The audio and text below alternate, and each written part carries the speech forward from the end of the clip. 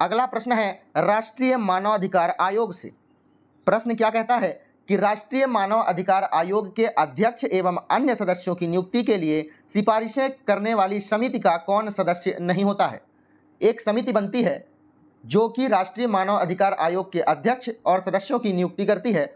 उस समिति में कौन सा सदस्य नहीं होता है। ऑप्शन है प्रधानमंत्री नहीं होता है, या फिर लोकसभा का अध्यक्ष नहीं होता है, लोकसभा में विपक्ष का नेता नहीं होता है, या राज्यसभा का सभापति नहीं होता है। राष्ट्रीय मानव अधिकार आयोग मतलब राष्ट्र से संबंधित है या केंद्र से संबंधित है, आप कह सकते हैं। अगर यही राज्य मानवाधिकार आयोग होता तो राज्यसभा का मतलब निकलता, लेकिन राष्ट्रीय मानवाधिकार आयोग से मतलब है, अर्थात यह ऑप्शन में नहीं होगा। उस समिति में प्रधानमंत्री होंगे, लोकसभा के अध्यक्ष होंगे, लोकसभा के विपक्ष के नेता जरूर होंगे, लेकिन राज्यसभा का सभापति या अध्यक्ष नहीं होगा, आपको याद रखना है। यह प्रश्न भी मानव अधिकार से ही संबंधित है। राष्ट्रीय मानव अधिकार संरक्षण अधिनियम के संबंध में निम्नलिखित में से कौन सा कथन सत्य नहीं है। अध्यक्ष 5 साल की अवधि तक पद पर धारित रहता है। यह प्रश्न 2019 का है, पेपर से पहले, इसलिए यह ऑप्शन बिल्कुल सही था। मैं आपको आगे भी बताऊंगा। आयोग के सदस्य 5 वर्ष की अवधि तक पद धारित कर सकते हैं। ठीक है।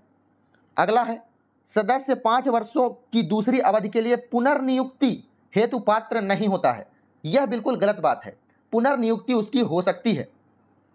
ठीक है। अध्यक्ष या सदस्य भारत सरकार या किसी राज्य सरकार के अधीन आएंगे या इसकी नियुक्ति के लिए अपात्र होंगे, यह बात भी बिल्कुल सही है।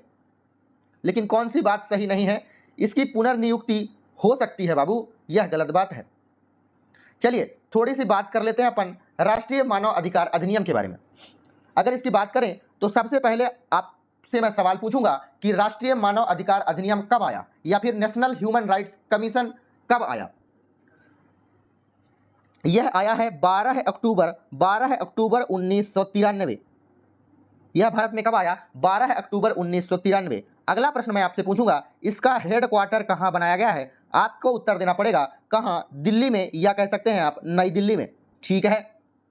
और आगे बढ़ेंगे जब, तो इसका कार्य क्या होता है? अगर मैं आपसे पूछूं कि राष्ट्रीय मानव अधिकार अधिनियम का कार्य क्या होता है, तो संविधान के द्वारा दिया गया मानव अधिकारों का संरक्षण करना। जो भी मानव अधिकार दिए गए हैं संविधान के द्वारा, उसका संरक्षण करना, अर्थात यह संविधान के मानव अधिकारों के प्रहरी के रूप में कार्य करता है। प्रहरी के रूप में कार्य करता है। अगर आपसे मैं पूछूं कि संविधान के द्वारा मानव अधिकार किस तरह से दिए गए हैं, जैसे स्वतंत्रता, मानव को स्वतंत्रता का अधिकार दिया गया है, जीवन जीने का अधिकार दिया गया है, समानता का अधिकार दिया गया है। इन सभी कार्यों को प्रहरी के रूप में कार्य करता है कौन? राष्ट्रीय मानव अधिकार अधिनियम।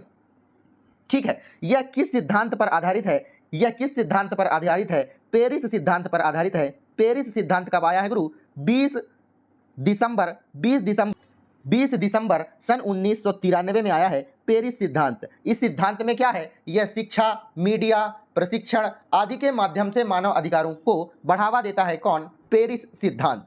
ठीक है। मानव अधिकारों के बारे में और बात करें अगर, तो राज्य मानव अधिकार एक अलग होता है और राष्ट्रीय मानव अधिकार एक अलग होता है। ठीक है। अगर मैं आपसे पूछूं कि राज्य मानव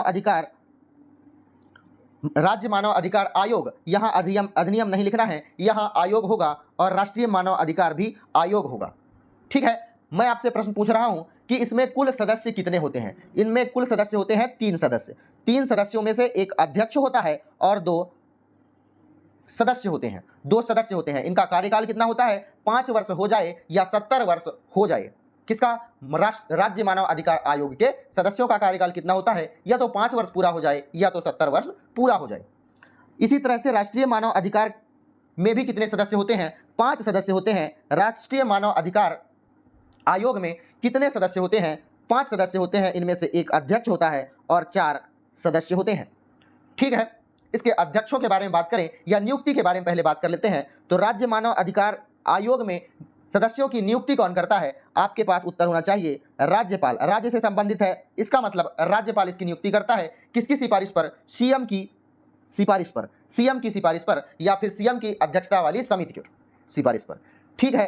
राष्ट्रीय मानव अधिकार आयोग में नियुक्ति कौन करता है? आपके पास उत्तर होना चाहिए राष्ट्रपति। राष्ट्रपति नियुक्ति करता है। राष्ट्रपति के द्वारा नियुक्ति की जाती है पीएम की अध्यक्षता वाली समिति के सिफारिश पर। तो सुनिएगा, राज्य मानव अधिकार का अध्यक्ष कौन होता है? राज्य मानव अधिकार आयोग का अध्यक्ष कौन होता है?